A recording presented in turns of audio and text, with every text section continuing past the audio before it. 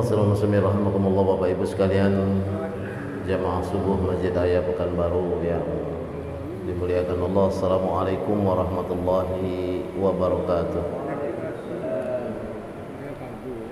Alhamdulillah rabbil alamin, wassalatu wassalamu ala asrafil anbiya'i wal mursalin wa ala alihi wa ashabihi wa man tabi'ahum bi ihsanin ila yaumiddin, amma ba'du. Segala puji bagi Allah yang telah melimpahkan rahmat dan hidayah kepada kita, setelah memberikan kesehatan kepada kita, dan alhamdulillah pada pagi hari ini kita masih dalam keadaan sehat walafiat dan ringan langkah menuju masjid. Semua itu adalah nikmat-nikmat yang harus selalu kita syukuri kepada Allah. Mudah-mudahan kita termasuk dari hamba-hamba Allah yang bersyukur. Kemudian salat dan salam pada junjungan Nabi Muhammad sallallahu alaihi wasallam. Allahumma shalli ala sayyidina Muhammad wa ala ali sayyidina Muhammad. Allahumma shalli wa sallim wa barik alaihi. Sekali lagi kita mohon pada Allah agar apa yang kita ucapkan dari salawat dan salam kepada Rasulullah sallallahu alaihi wasallam menjadi doa bagi diri kita untuk masuk dalam golongan umat Nabi Muhammad yang mendapatkan syafaat beliau. Amin. Amin ya rabbal alamin. Pada kesempatan yang lalu kita telah bahas muhasabatun nafs, bagaimana menghitung diri harian, bulanan, dan ini sudah di hari ketiga di bulan Sya'ban. Sebentar lagi nisfu Sya'ban. Nisfu Sya'ban berarti dekat dengan Ramadan. Di Ramadan itu kita muhasabatun nafs, dari Ramadan dulu sampai Ramadan sekarang, apa yang telah kita lakukan dari kebaikan. Jadi kita anggap sajalah haul itu satu tahun antara Ramadan dengan Ramadan. Jadi ma baina Ramadan ila Ramadan, orang-orang yang tak bermaksiat besar, tidak berdosa besar, Allah ampuni. Yang paling kecilnya antara Jumat dengan Jumat, ya, itu antara umrah dengan umrah, antara Ramadan dengan Ramadan, Allah ampuni dosa seseorang itu selama dia tidak al-kabair. Kabair ini contohnya ya minuman keras, berjudi, mencuri, kemudian apa lagi, berzina, itu yang hal-hal yang sifatnya besar. Selain itu Allah ampuni selama dia masih taat pada Allah, Jumat ke Jumat, ya kan, umrah ke umrah. Ada itu hari Ramadan ke Ramadan, Allah ampuni dosa-dosa kita. Dan yakinlah bahwa banyak yang ingin masuk kepada Ramadan tapi tak sampai. Makanya doa kita tuh wa ballighna Ramadan. Ballagha yuballighu. Orang baligh itu orang yang memang secara pikiran dan pikiran dan jiwanya itu memang dalam urusan dewasa. Jadi kalau sudah baligh sampai ke Ramadan, balagha itu orang yang baligh. Jadi ruh dan jasad itu berada di Ramadan. Itu dia. Kita doakan saja, mudah-mudahan imam kita datang dari Yaman, yang dari Garut. Kemarin saya sudah kontak dan kita tetap coba mendatangkan dengan segala upaya kita. Mudah-mudahan kita bisa menghandle untuk bulan Ramadan ini, karena keberkahan orang yang hafal Quran ini digabung dengan imam kita, dua hafiz Quran itu berkahnya beda. Jadi berbeda dia. Keberkahan itu turun karena amanu wat taqwa. Kalau udah hilang amanu wat taqwanya, habislah semuanya. Amanu saja nggak cukup, harus taqwa, wat taqwa. Jadi harus bertakwa.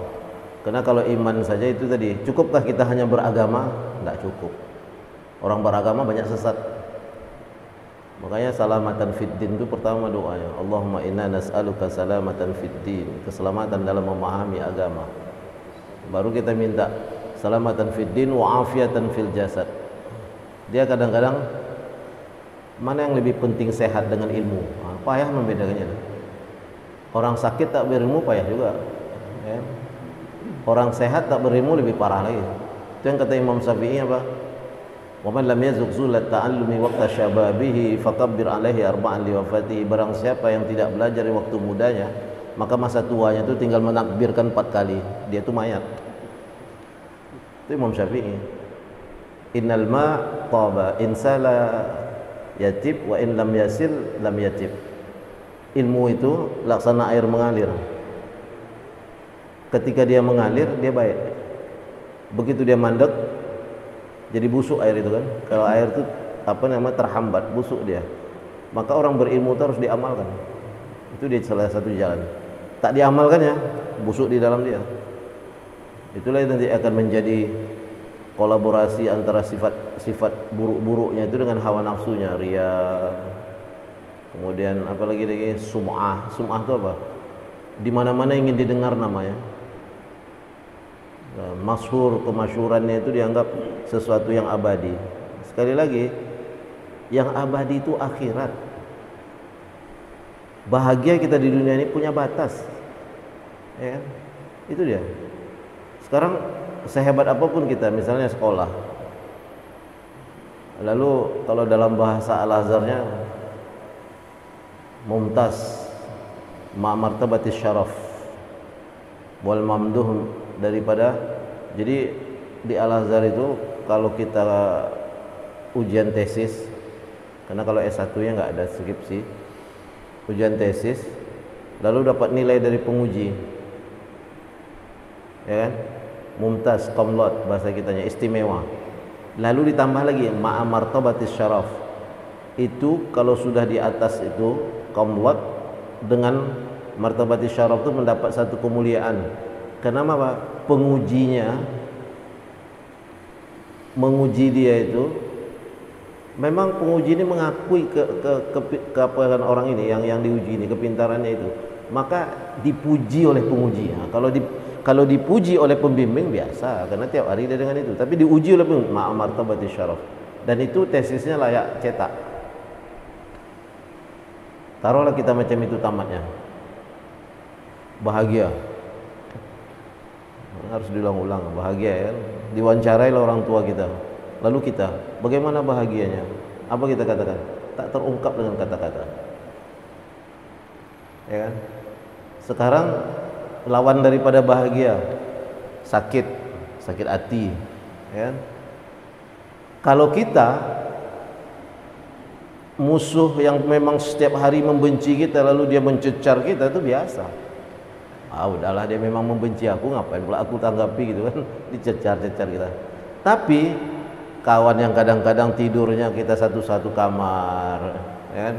Kemudian kita minumnya sama-sama, diajak minum, kadang dia yang bayarkan, kadang kita membayarkan, lalu kita beri amanat, berkhianat dia kan menusuk dari belakang. Kalau dalam bahasa yang lainnya menggunting dalam lipatan. Tidak tahu lah seperti apa menggunting dalam lipatan. Sudah itu gimana sakitnya? Orang yang paling dekat sama kita mengkhianati kita, parah itu. Jadi kalau diwawancara pun gimana rasa sakitnya? Tak terungkap dengan kata-kata, lidahnya tidak bisa mengungkapkan saking sakitnya. Sama dengan tadi bahagia itu.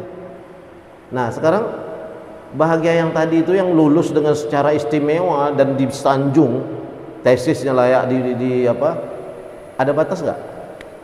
Ada batas. Seminggu, 2 minggu, 3 minggu, ijazah dah kemana-mana, tak dapat kerja, mulai stres. Kebahagiaan tadi apa? Hilang. Makanya dia punya batas. Lalu dunia ini kan punya batas nih, kebahagiaan, sakit itu punya batas. Lalu kenapa kita berebut di dunia ini? Yang tak punya batas itu yang dijelaskan oleh Allah, itu akhirat. Jadi kalau di akhirat itu dalam surah Al-Baqarah itu kullama ruziqu minha min thamaratin rizqan qalu hadzal ladzi ruziqna min qabl.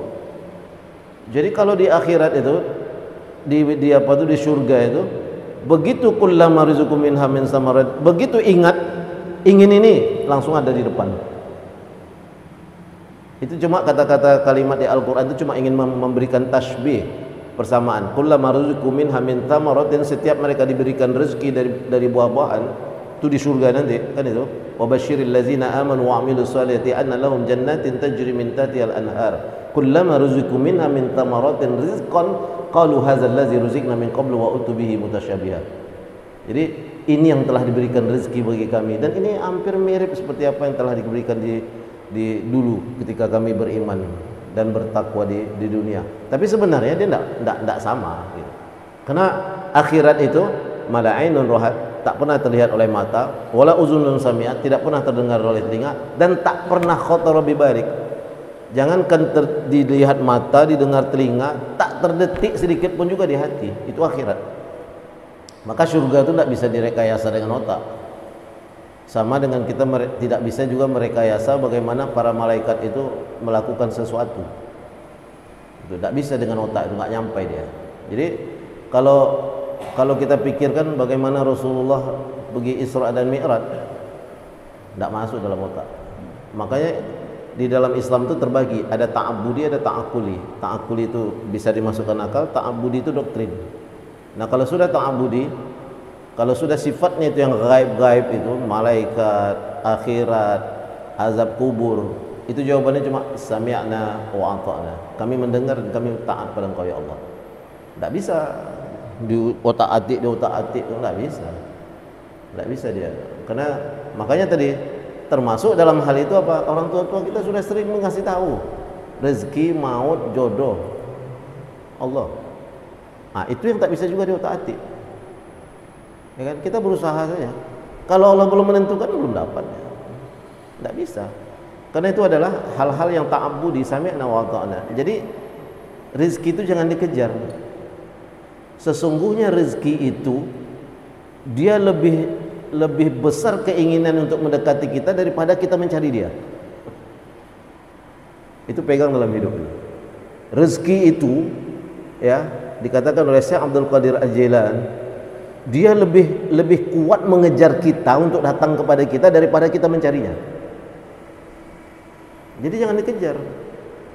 Kalau memang orang yang bekerja keras itu akan kaya, tentu orang yang lembur itu yang tiap hari lembur, ya kan, mengejar itu lebih kaya dia, atau buruh-buruh itu lebih kaya dia karena kerja keras dia kan. Tapi tidak begitu kan Allah, karena Allah sudah kadarkan.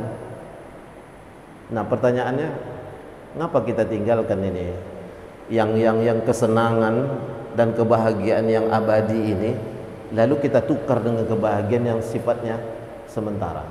Itu aja dalam hidup, tidak perlu dikejar kali lah, ya kan? Karena ini macam mana caranya ya? Apa yang memberikan ini? Makanya ketika kita berpindah ke judul apa yang menjadi masalah dalam diri kita itu penyakit riya, maka dikatakan Allah sudah menjelaskan dalam surat Al-Ma'un, itu sudah jelas. A'udzubillahi minasyaitonirrajim, fawailul lil musallin. Orang yang sholat aja bisa celaka, apalagi orang tak sholat. Fawailul lil musallin, celakalah orang-orang yang sholat. Nah, tapi itu tak bisa begitu. Sambung dia, allazina hum an sholatihim sahun. Orang-orang yang dalam sholatnya itu lalai. Allahu Akbar, Allahu Akbar. Pak Haji masjid, Pak Haji makin kencang ngacau apa itu, ngacau domino itu di kedai kopi dia Pak Haji. Sebentar lagi nih balak beradu. Tak tahu lah kita kan. Sekarang azan itu panggilan Allah yang menciptakan kita.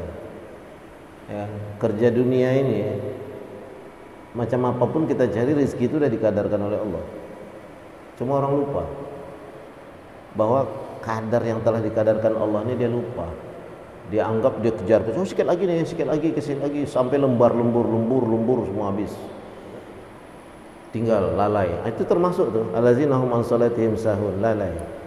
Lupa bahwa itu yang Allah itu yang lebih penting. Ya kan? Masih dalam tatanan pertama imaduddin, tiang.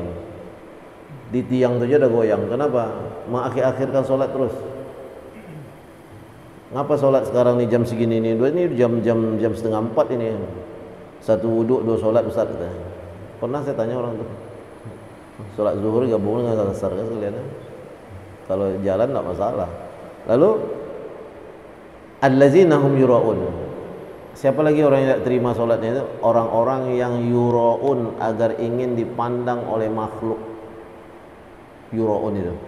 Maka Yaqulullah azza wa jalla, "Faman kana yarju liqa'a rabbih falya'mal 'amalan shalihan wa la yusyrik bi ibadati rabbih ahada." Al-Kahfi, surah Al-Kahfi ayat 110.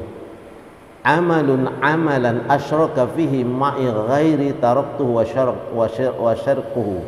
Wa qala Rasulullah sallallahu alaihi wasallam, "Inna akhwafu ma akhafu alaikumus syirkul asghar." Dalam hadis Rasulullah sallallahu alaihi wasallam dari riwayat Muslim, Muslim ini dalam kitab Az-Zuhd dan An-Nawawi juga berkata, "Hakadha waqa'a fi ba'dil usul wa syirkuhu wa fi ba'diha wa syarikuhu fi ba'diha syarq." Jadi dikatakan wa fil hadis qudsi, dalam hadis qudsi Allah berkata, Allah berfirman, "Ana aghna syuraka anis syirki min amalin amalan asyraka fihi ma'i ghairi taraktuhu wa syirku." Jadi dikatakan sesungguhnya aku, kata Allah, adalah yang paling aghna syuraka,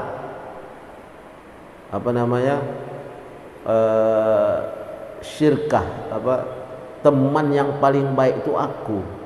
Jadi jangan kau duakan aku dengan yang lain, karena aku akan tinggalkan kalian sebagai syirikatku. Tuh. Lalu dari yang lain Rasulullah bersabda, riwayat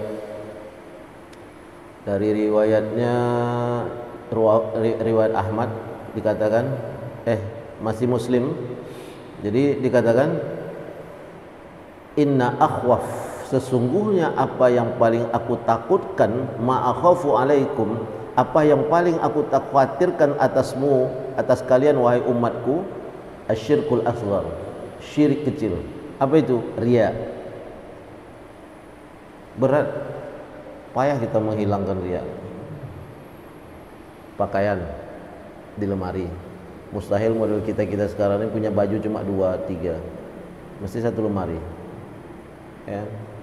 Begitu ditengok, ini lebih pantas nih. Kalau ini untuk pesta nih, nanti orang itu dari riya.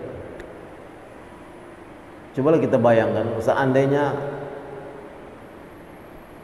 umroh itu ataupun haji itu dibolehkan memakai baju aksesoris kita, tidak jadi itu. Ya, tidak jadi. Maksudnya tidak jadi kita melakukan itu. Makanya kadang-kadang saya sering ingatkan juga kawan-kawan, kalau dah musim pemilu tuh, masuk masjid tuh semua pakai rompi bermerek semua. Ya. Sebenarnya secara tak ada masalah. Cuma persoalannya kita mengganggu orang belakang. Begitu ya, Allahu Akbar, ini merek apa lagi?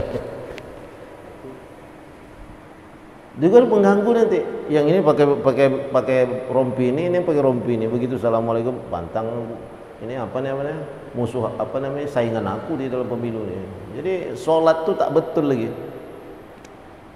Jadi kalau udah masuk sholat tuh lepas kalau rompi itu. Kalau dalam acara silakanlah, tidak masalah. Menandakan ini bagian daripada pengawal, tidak masalah. Tapi kalau udah sholat tuh lipat rompi itu mengganggu dia. Jangankan rompi, coba pakai baju warna-warni. Nah, kalau dulu tuh ada tuh, kalau zaman-zaman tahun 80-an itu penyanyi terkenal tuh Rolling Stone tuh, lidah keluar itu, pakai baju kaos itu dia sholat. Di belakang pula lagi gambar itu. Seolah mengejek orang belakang, apa pula lidahnya keluar gitu. Mengganggu.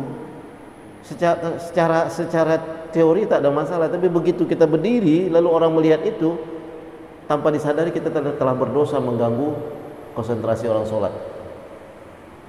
Itu yang kecil-kecil itu. Sama dengan yang kadang-kadang yang kecil-kecil dalam kita perbuat tuh, pergi ke masjid tanpa kita minta izin, ambil sendal, pergi ke tempat wudhu, balikkan lagi. Itu ghosab namanya dalam bahasa Arab. Dalam hukum fikih menggosok. Ghosab itu ambil sajadah orang, pergi sholat, dan itu balikkan, itu ghosab. Dosa juga. Masuk masjid, lowbat, masukkan cas HP itu di masjid tanpa ada izin. Paling tidak sama gari minta izin. Itu kan milik umat semua itu. Kita ambil itu. Jangan-jangan itu disebabkan itu kita nanti hitungan kita langsung hilang amal itu. Ingat kisah lama, kisah kiai-kiai ini. Kisah kiai-kiai ini kecil aja. Biasanya kan kalau udah ada kenduri, orang naik rumah, selamatan, ya kan, makan kue, dapat pula bungkusan pulang, enggak? Lewat di rumah tetangga, ada yang nyangkut makanan. Karena rumah tetangga itu kalau di desa-desa itu kan, di kampung-kampung itu kan bambu, dicuilin sedikit. Jadi dikisahkan di akhirat itu pula penyebab tersandungnya dia. Karena tidak izin sama tetangga itu waktu mengambil cuil sedikit apa yang awak cuil. Kita ni apa nak kita cuil?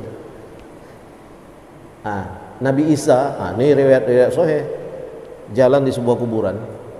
Lalu diperdengarkan sama Nabi Isa itu orang yang diazab dalam kubur itu. Lalu bermohon pada Allah. Bermohon pada Allah, ya Allah, beri aku kekuatan untuk bisa mengetahui ini. Digali kubur itu, dipegang Nabi Isa, hidup lagi orang ini. Ditanya, apa yang menyebabmu teriak di dalam kubur? Dia katakan, aku sudah 90 tahun diazab dalam kubur itu. Kenapa?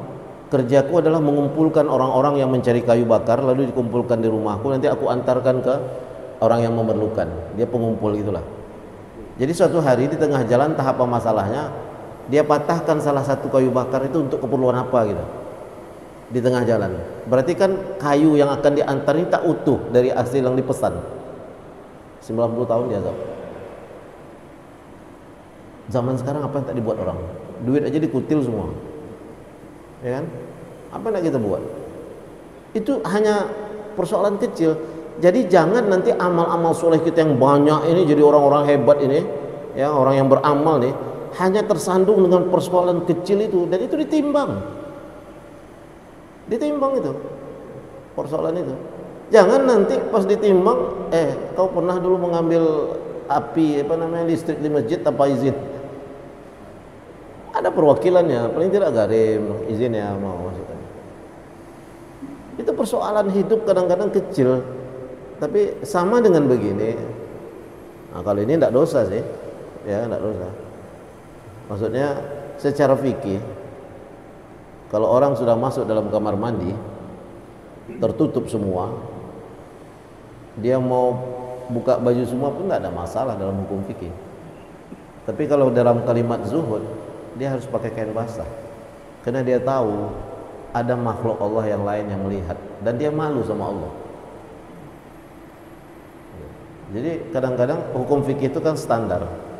Sama dengan hukum fikih, kalau air kita berwudu di tangan, lalu ada sesuatu di tangan, entah tato, entah apalah macamnya, berarti kan tak masuk air. Berarti kan wudunya tak sah. Begitu wudu tak sah, berarti kan sholatnya juga tak sah. Kan gitu. Tapi kalau itu berlaku kepada orang yang masuk Islam, nah, kalau istilah UAS itu yakuza tuh mungkin matanya aja yang tak diapa lagi, yang tak ditato. Masuk Islam, lalu dia bertanya kepada kita, gimana nih sholat aku? Itu tawakal Allah. Karena nggak mungkin pula disetrika seluruh badannya untuk menghilangkan tato itu. Nah, standar fikih tadi kan batal itu kan. Tapi begitu dia orang seperti ini dalam posisi ini, edisi khusus. Wudu, sholat, tawakal sama Allah. Karena bagian penerimaan itu semua adalah Allah. Nah, itu dia. Sama dengan riya ini. Kata Rasulullah SAW bersabda, sesungguhnya paling aku khawatirkan dalam hidup umatku, yang paling aku khawatirkan itu asyirkul asghar. Syirik kecil, itu dia riya. Wa qalu wa ma syirkul asghar ya Rasulullah. Ditanya, apa itu syirkul asghar ya Rasulullah? Riya.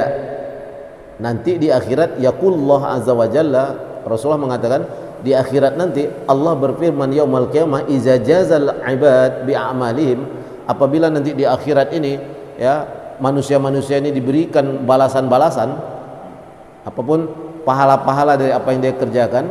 Nah, lalu Allah menjelaskan begini dalam riwayat Ahmad, orang yang riya ini, izhabu, pergilah kamu, ilal ladzina kuntum, kepada orang-orang yang dulu turauna fid dunya, Pergilah kamu kepada orang-orang yang dulu kamu ingin mendapatkan simpati darinya dari apa yang kamu kerjakan di dunia.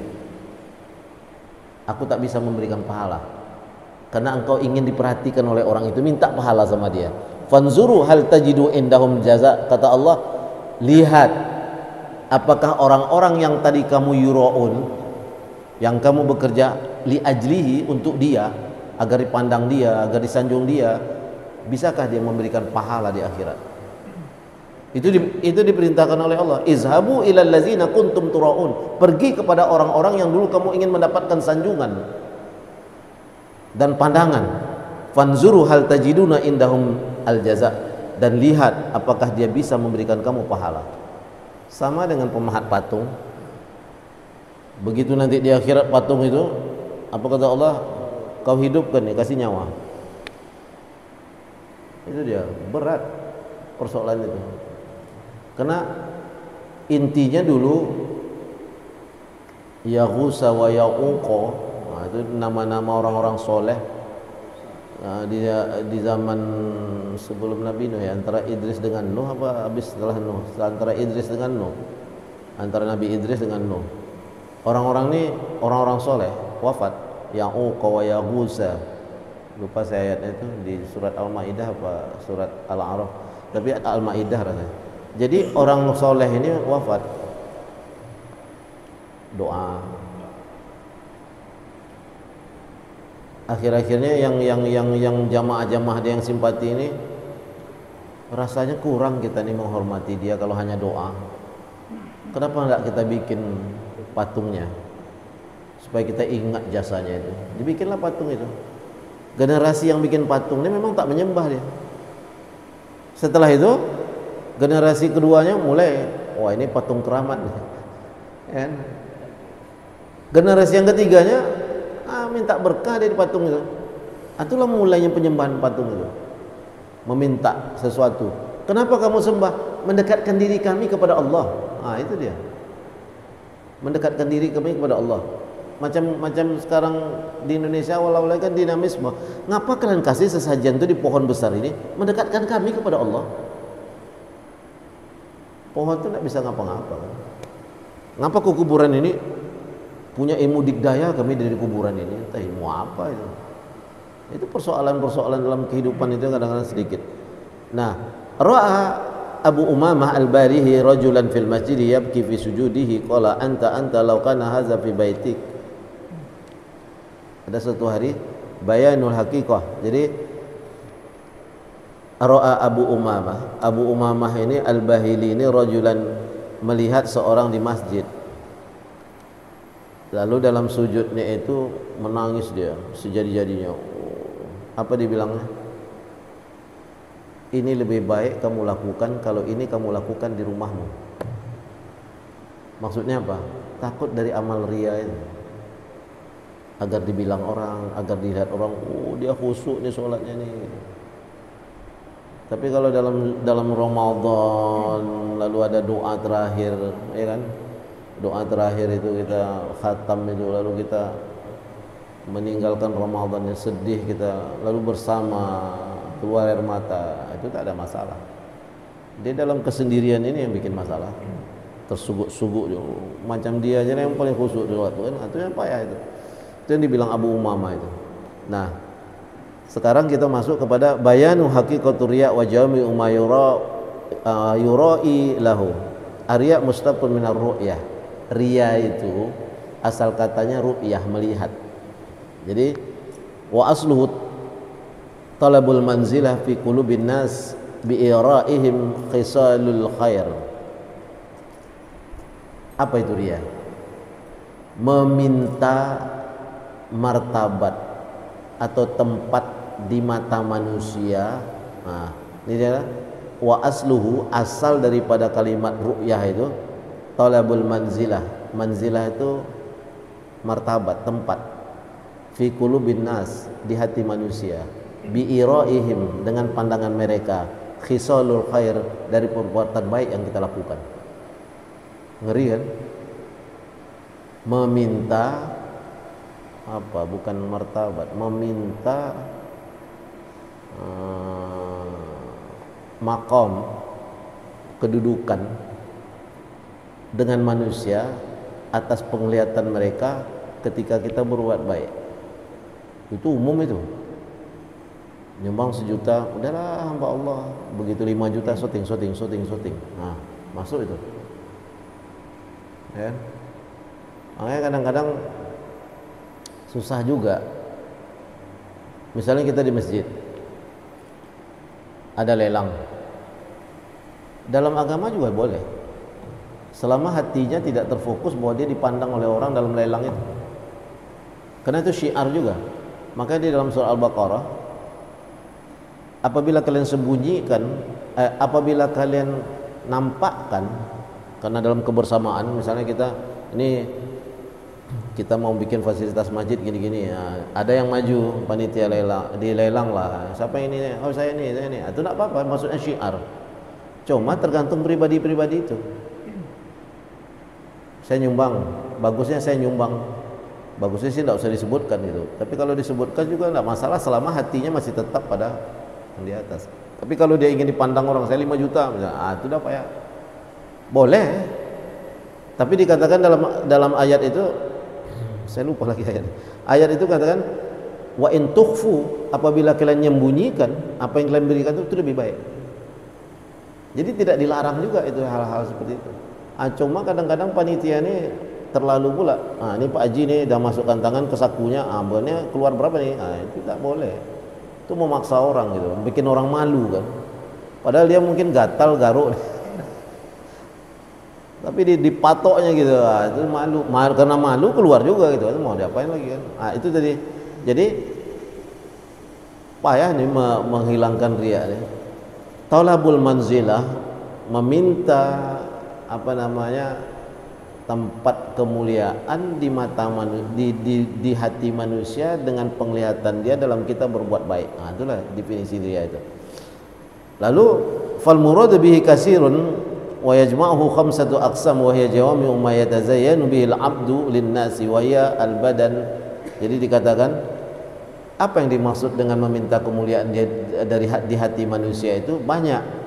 Dia bisa bersifat jasad, bersifat pakaian, bersifat perkataan, bersifat amal, bersifat ittiba, bersifat asya al-kharijah.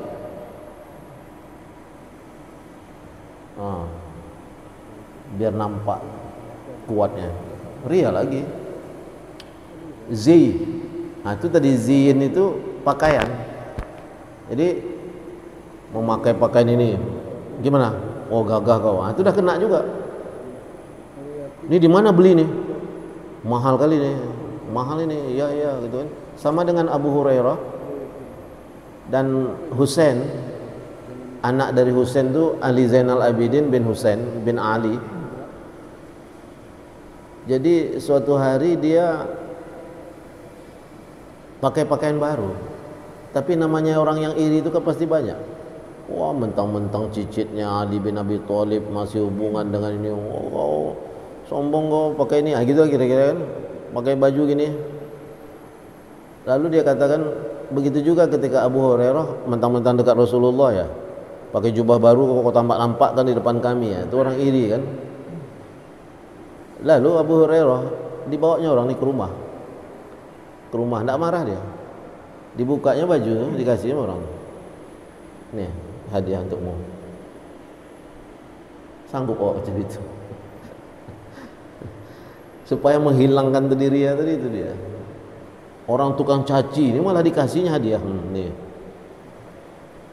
Begitu juga Rasulullah ya, orang yang melempar-lemparkan kotoran onta begini ini ya, dicaci maki itu sakit dia. Rasulullah orang yang pertama datang. Kalau kisah Hasan al-Basri gini ya. Jadi rumah itu apa yang dicontoh sama sih, rumah itu kan ada berbukit-bukit. Jadi rumah orang Yahudi itu di atas. Rumah beliau ini di bawah. Ada kebocoran dari rumah Yahudi ini. Ya kan? Jadi ada kebocoran. Lalu suatu hari Hasan al-Basri ini sakit. Yahudi ini kenal tetangganya adalah tetangga yang baik, datang dia. Lalu datang ke rumah itu, dilihatnya sakit. Dia bilang, apa, aku datang melihat engkau, udah lama engkau sakit, aku tak datang. Ini Yahudi ini, tetangga yang baik lah. Lalu dalam pembicaraan itu sedang berbicara dengan Hasan al-Basri yang sedang berguling, nampak bocoran itu ke kamar dia itu. Ingat dia, ini di atas kan rumahku. Lalu dia katakan, ya Syekh, ya Hasan al-Basri, kenapa engkau tidak pernah mengatakan kepadaku kebocoran ini? Ini kan menyangkut kamar tidurmu, tempat kamu istirahat. Apa dia bilang? Aku tak menginginkan sesuatu yang ada pada hatiku. Ini kemarahan ini aku ungkapkan kepada orang yang, macam mana caranya itu? Tak mau aku letakkan rasa hasud dengkiku di dalam hati ini, aku pindahkan kepada orang untuk membicarakan masalah apa yang dia lakukan dari kesalahan. Jadi dia tak mau mengungkap ini, kok bocor gini. Kalau kita kan kita datangi ya. Dengan begitu Yahudi ini akhirnya masuk Islam. Begitu indahnya ajaran Islam ini, mengajarkan orang tidak membalaskan sesuatu yang terjadi pada dirinya yang dia juga tidak tahu. Maka kalau aku pergi, sesungguhnya kalau kau tidak tahu bocor itu, cuma aku belum punya uang untuk bisa menambalnya. Begitu. Sama dengan Robiah Adawiyah ini kan sebenarnya awalnya kan penari di istana, lalu menjadi ibu yang sufi. Kisah itu tak benar tak tidak, tapi kira-kira bisa saja benar. Satu hari gurunya pernah mau melamar dia.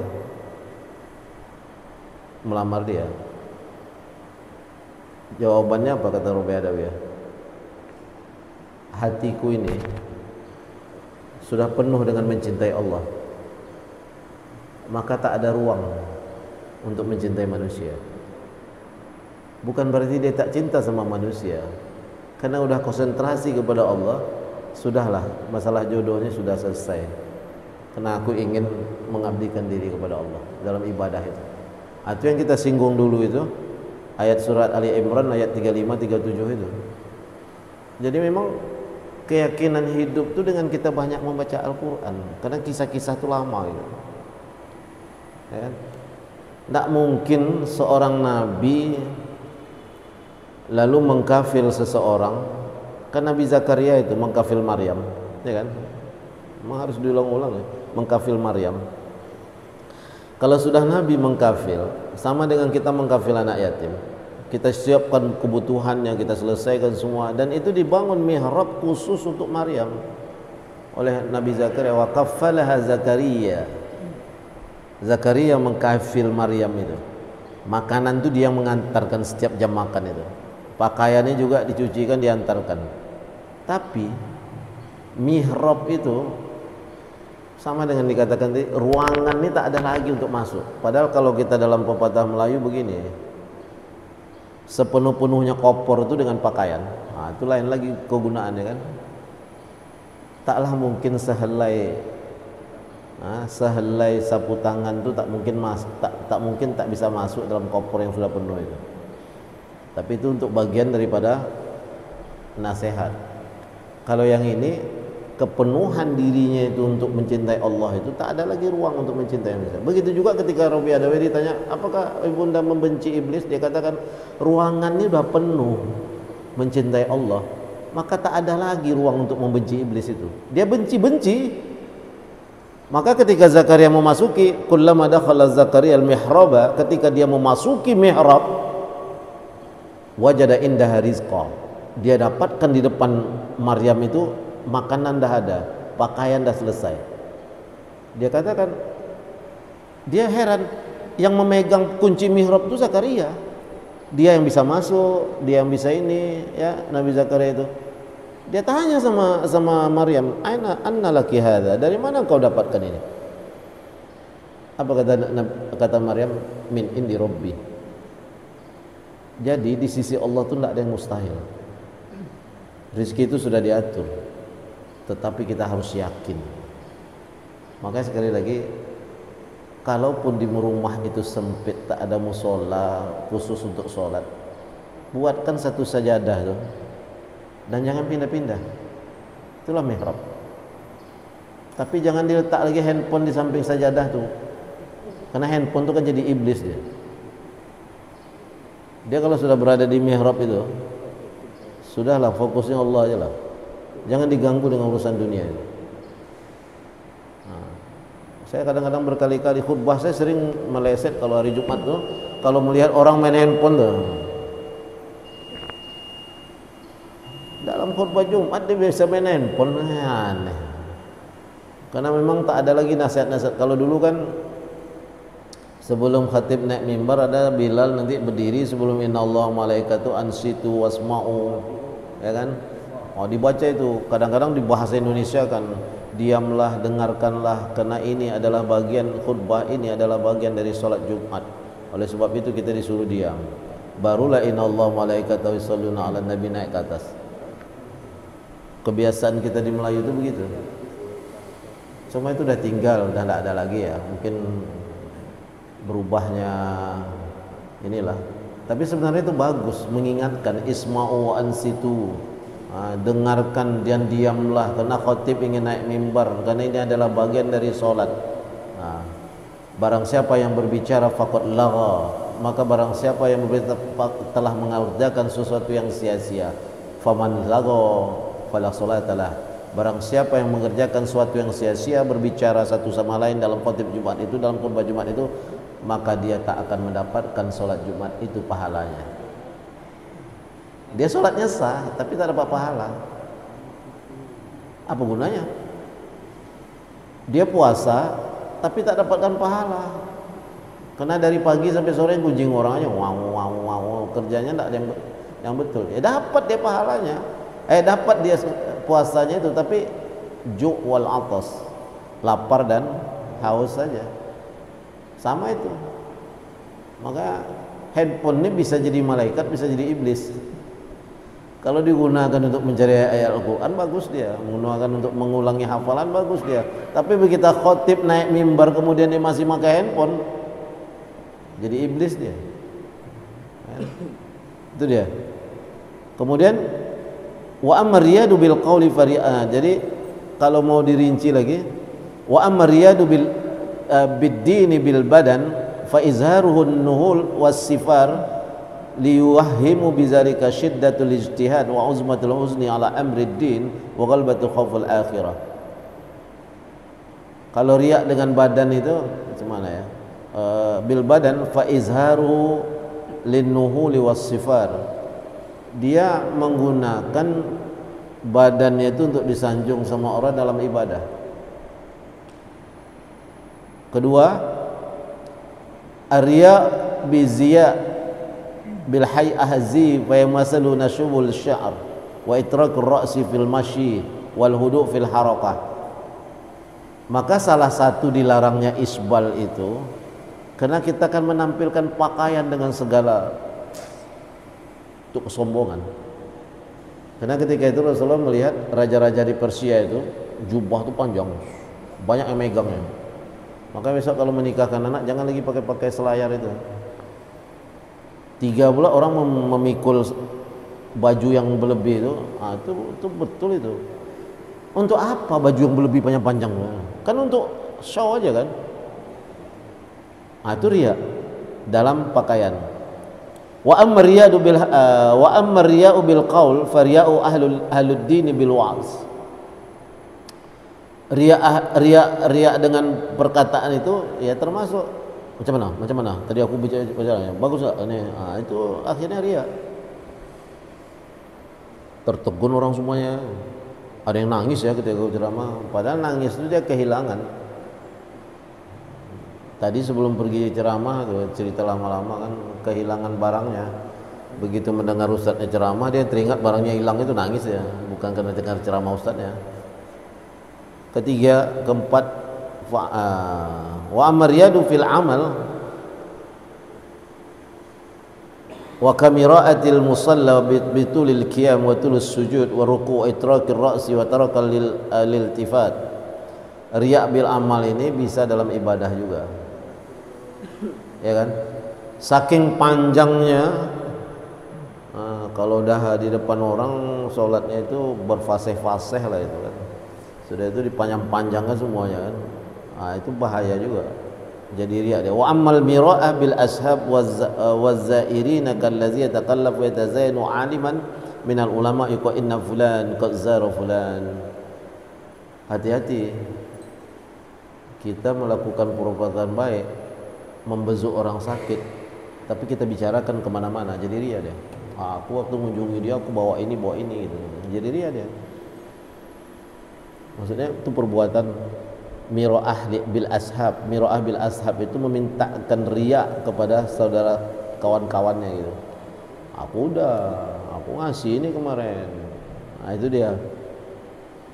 Terakhir dari persoalan ini untuk hari ini, bayanu riya'il khafi. Ar-riya'u jali wal khafi. Fal jali huwa allazi yab'asu 'ala al-'amal wa yahmilu 'alaihi walau qasada thawab wa huwa ajilla wa akhfa minhu qalilan allazi yahmilu 'ala al-'amal bil mujarrad illa annahu yukhaffifu al-'amal allazi yuridu bihi wajhullah kallazi ya'tadu lit-tahajjud kulla lailatin wa yaskilu 'alaihi fa iza nazala 'indahu dayfun tanshudu lahu wa khaffa 'alaihi.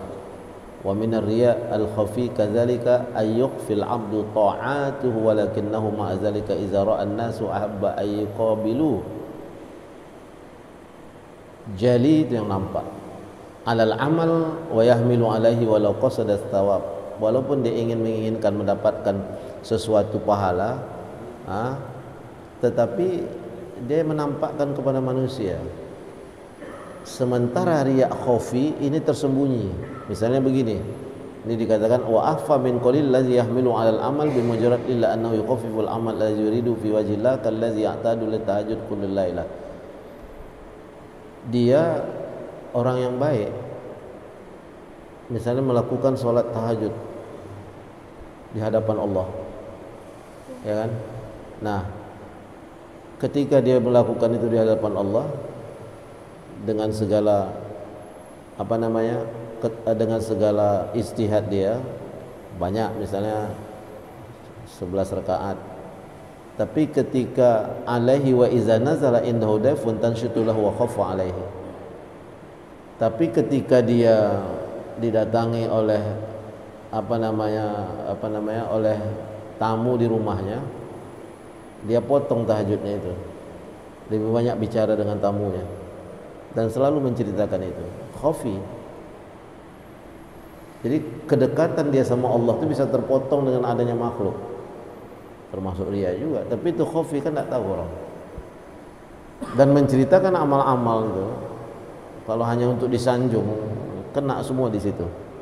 Nah, wa ifa'u fawahishuhum kullu kadzalika rajau an takhlusu amalum as-salihah fayujazihimullah yaumal qiyamah bi ikhlasihim idza amilu annahu la yaqbalu yaumal qiyamah illa al-khalis.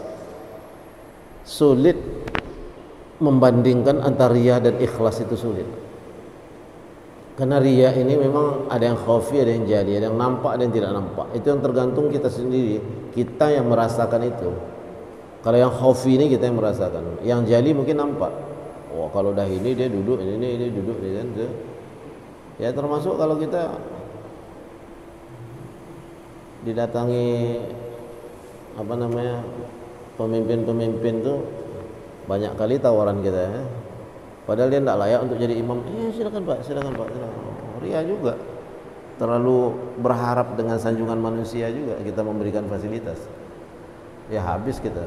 Padahal sebenarnya iza wushidal amru ila ghairi ahliha fantazirus sa'a, apabila diserahkan urusan itu kepada, sebenarnya memang agak payah.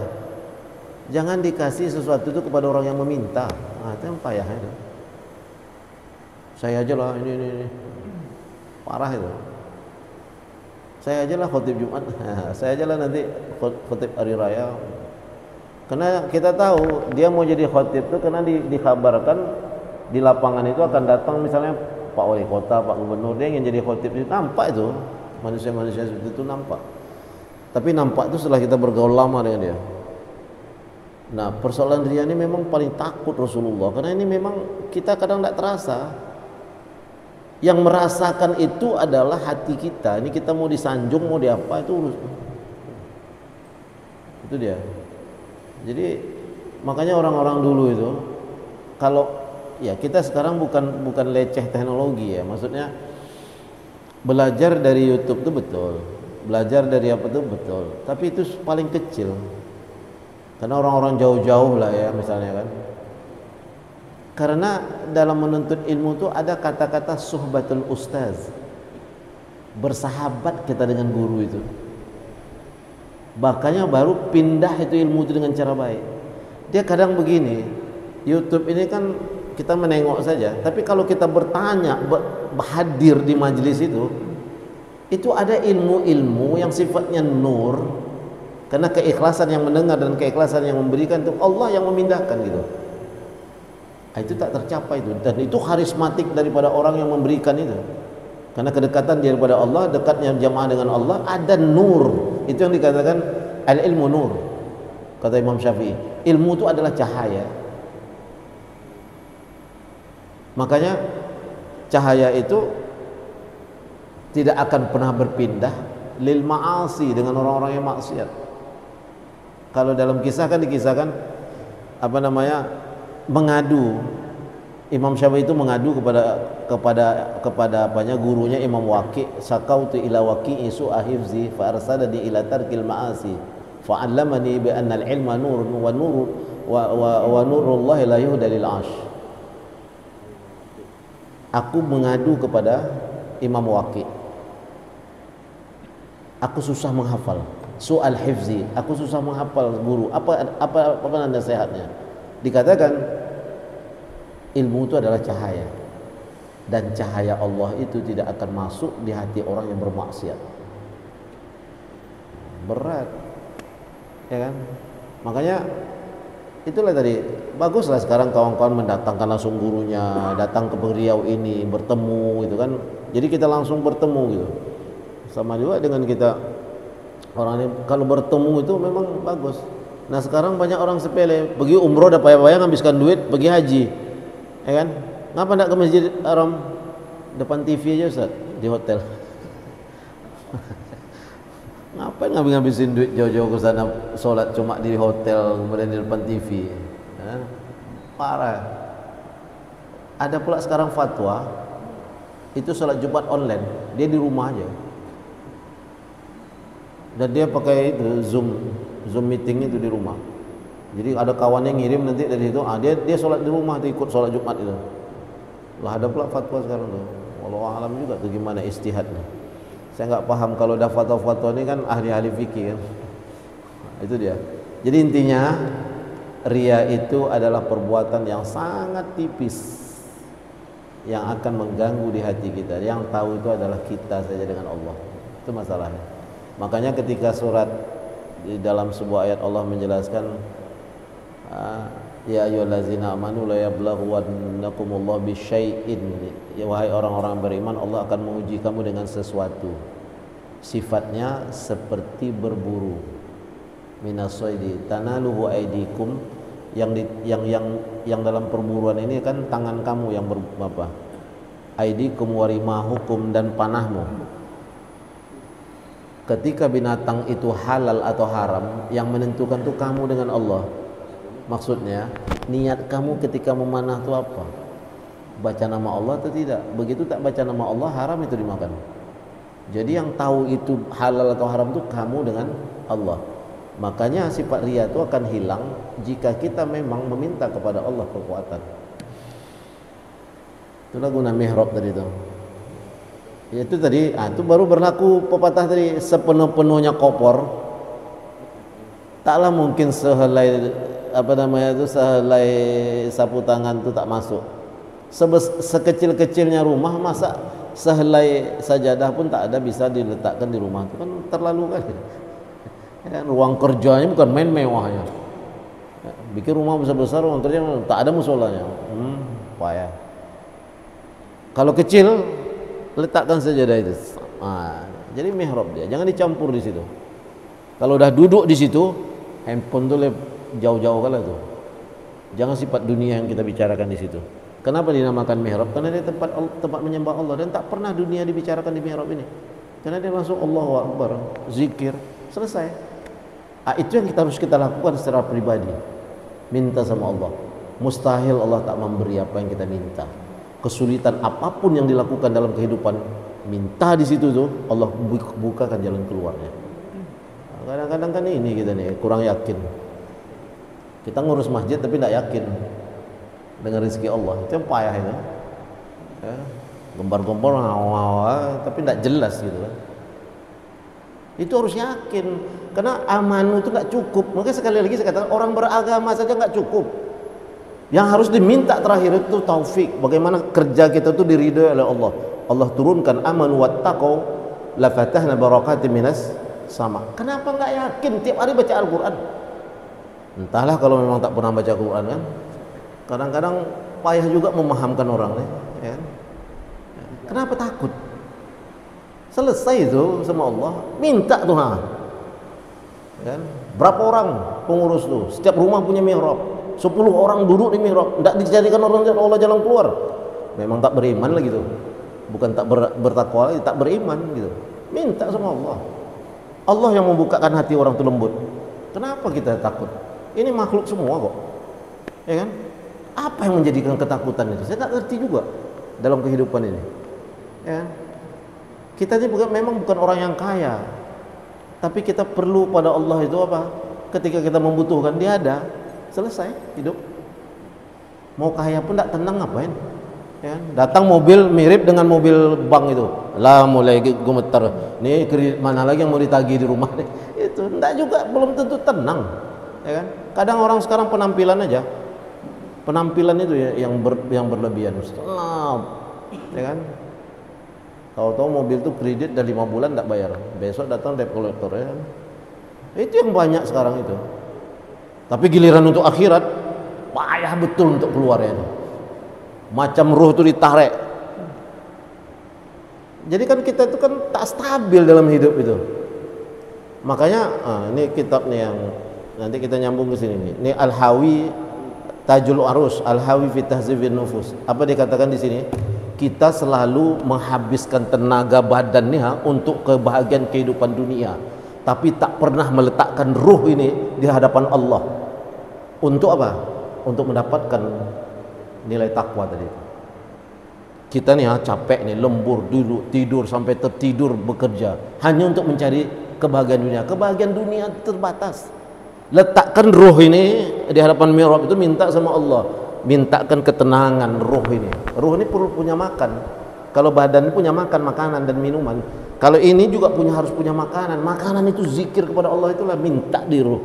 Makanya kita baru berasa di dalam mihrab itu betul-betul memang berhadapan dengan Allah. Ngapa kita habiskan tenaga badan ini berjam-jam, berhari-hari, tapi tak pernah ruh ini diletakkan di hadapan Allah. Walaupun 5 menit sebenarnya. Sesuatu yang sedikit. Malam itu kan sesuatu yang sedikit sebenarnya, kita bangun jam 4 sampai jam 5, 1 jam. Tapi untuk badan mencari yang dunia ini, penampilan ditengok orang kok berhari-hari enggak pernah. Bandingkanlah itu. Mana yang ruh kita isi, mana yang badan kita lakukan itu. Nah, itu persoalan hidup. Tapi saya bukan marah, maksudnya kenapa kita mengaji terus tapi kita enggak pernah yakin. Nah, itu. Kalau pengajian di Pekanbaru ini penuh, tapi kenapa nggak pernah yakin? Allah itu yang mengatur. Minta juga Rabbana hablana min azwajina, ya kan? Rabbana itu lah, ya Allah yang maha pengatur semua alam. Itu maksudnya itu, Rabbi itu. Makanya kalimat Rabbi itu lebih dekat dia. Nabi Zakaria, Rabbi habli min ladunka zurriyatan. Rabbi semuanya. Rabbi ghafirli warhamni. Allahumma ini jarang disebut, kadang dicampur Allahumma Rabbi. Karena itu pengakuan kita, ya Allah yang mengatur segala alam. Habli, anugerahkan bagiku keturunan. Selesai itu, makrifat itu selesai itu. Kalau udah Rabbi itu, ya kan? Ya Razzaq. Sempit rezeki, panggil ya Razzaq. Marah kawan sama kita, ya Rahman, ya Fattah. Bukakan hati dia, ya Allah. Apa lagi kurang? Nama Allah itu ada semua. Mau minta jabatan, ya Malik, engkau Malikul Mulk, ya kan? Minta jabatan, minta sama Allah, minta ke dukun, kacau. Minta paranormal itu tak punya jabatan dia. minta nomor ke dukun. Dukun tuh tidak kaya dia. Kita lah minta nomor. Jelas itu. Ya kan? Dia aja menyelamatkan diri aja belum tentu bisa selamat. Kenapa kita minta sama orang dan makhluk? Itu yang harus kita geza dalam hati kita. Sama-sama lah. Karena saya juga punya kelemahan. Ustadznya kalau udah ceramah ini banyak salahnya nih. Makanya selalu kalau udah selesai itu minta maaf sih. Kan itu. Nah, itu saja yang dapat saya sampaikan. Mudah-mudahan kalimat. Masih ada yang bertanya? Oh ada. Silakan. Waalaikumsalam. Nah. Kadang antara riya dengan keikhlasan itu sebelum bisa membedakan. Contohnya begini, kita mau beramal, mau pergi sholat atau atau melakukan kebaikan, tapi ada perasaan bingung. Jangan-jangan aku melakukan kebaikan ini, pergi ibadah ini, orang menganggap riya, jadi di rumah saja. Akhirnya kan tidak tercapai. Ada perasaan seperti itu. Satu sisi ingin keutamaan ibadah, satu sisi takut dibilang riya. Apakah ketakutan ini bagian dari disanjung apa? Perasaan itu harus kita pilah. Kalau sudah dia sifatnya menghalangi sesuatu kebaikan dan kita dibisik-bisikkan dengan riya, dengan apa, itu biasanya kalangan yang halus itu yang menggoda kita. Jadi supportkan aja hati itu kepada sudahlah kita tepis jamaah. Dah. Maksudnya ya kita kan juga harus mencari jalan dan kita tidak berbicara sama manusia. Intinya menghilangkan riya ini kita tidak berbicara sama manusia tentang apa yang kita lakukan itu kan, kecuali hanya untuk apa namanya iktibar saja, syiar saja. Nah kalau itu yang kita tekankan pada diri, yang ini hilang nih bisikan tadi nih.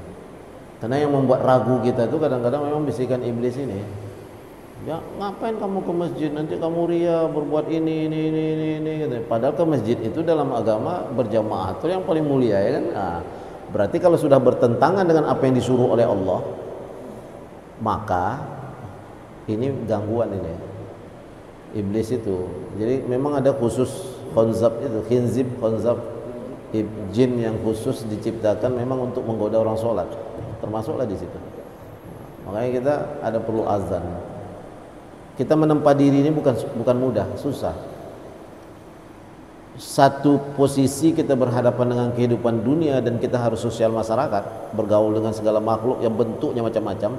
Di satu sisi kita harus meletakkan ruh ini pada posisi dengan Allah untuk menepis makhluk-makhluk ini yang mengganggu. Tapi itu susah. Kenapa saya katakan susah? Kadang yang mengganggu ini orang-orang terdekat kita. Ini posisinya apa ya? Sama dengan ini kan posisi baik nih, maksudnya berbuat baik. Posisi nahyul mungkar itu juga gitu. Kita berharap orang ini berubah, tapi ternyata yang melanggar itu orang-orang terdekat kita, entah ayah kita, entah adik kita, entah saudara paling dekat kita dan orang paling kita sayang. Itu yang melanggar. Bagaimana cara menyampaikannya? Di situ kepatenan doa itu lagi yang penting kita. Duduk di mihrab tadi doakan, sebutkan namanya satu-satu supaya dia bisa melakukan sesuatu itu. Itulah kira-kira. Maksudnya kalau udah bisikannya bertentangan dengan syariat, berarti itu sesuatu yang di luar apa Allah. Kita tutup dengan doa kita memajlis. Subhanakallahumma wa bihamdika asyhadu an la ilaha illa anta astaghfiruka wa atubu ilaik. Ya Allah ya Rahman ya Rahim, jadikanlah pertemuan kami ini pertemuan yang Kau rahmati, dan jadikanlah perpisahan kami setelah ini perpisahan yang Kau ampuni. Ya Allah, berilah kekuatan kepada kami untuk mensyukuri nikmat-Mu yang telah Kau berikan kepada kami, dan nikmat-Mu yang telah Kau berikan kepada kedua orang tua kami, dan ridhailah amal soleh kami, masukkanlah kami ke dalam golongan hamba-hamba-Mu yang soleh. Ya Allah, ya Allah, apabila dari saudara-saudara kami dalam kesulitan, sakit, sembuhkanlah dia, keluarkanlah dia dari kesulitan itu ya Allah, untuk menjadi orang-orang yang beriman dan bertakwa kepadamu. Ya Allah, pisahkanlah antara kami dan wabah yang datang, yang telah datang, yang akan datang, sebagaimana Engkau pisahkan antara barat dan timur. Rabbana atina fid dunya hasanah fil akhirati hasanah wa qina azabannar. Walhamdulillahirabbil alamin. Lebih dan kurang mohon maaf dan kata-kata yang tak tepat pada tempatnya. Wabillahi taufiq wal hidayah. Assalamualaikum warahmatullahi wabarakatuh. Waalaikumsalam.